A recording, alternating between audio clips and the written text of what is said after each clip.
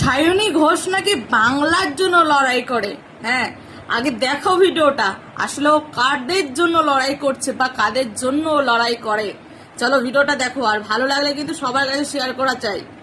লা ইলাহা ইল্লাল্লাহ মুহাম্মাদুর রাসূলুল্লাহ বিসমিল্লাহির রহমানির রহিম। তো ভিডিওটা দেখলে, দেখার পরে তোমরা কতটা কি বুঝলে আমি জানি না, তবে আমার মতে বলে যে তোমাদের আজকেই লাস্ট ডেট ভোটের, আর আজকের ভোটে কিন্তু তোমরা ভেবে চিন্তে ভোট দিও, তোমরা পরিবর্তন নিয়ে এসো। না হলে দেখা গেল আজ এ বলছে, কাল ঘরে ঘরে সব হিন্দু ভাই বোনেরা বলবে, ঠিক আছে, সব হিন্দু ভাই বোনেরা বলবে এর মতন করে। তাই সময় আছে, পরিবর্তন নিয়ে এসো।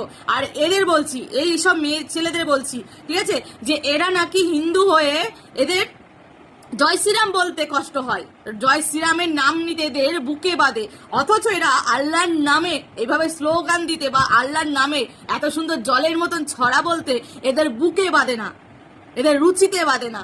কিন্তু এইসব মানুষের, আমাদের সনাতনীদের জয় শ্রীরামের, হ্যাঁ আমাদের ভগবানের নাম নিতে এদের নাকি বুকে বাঁধে।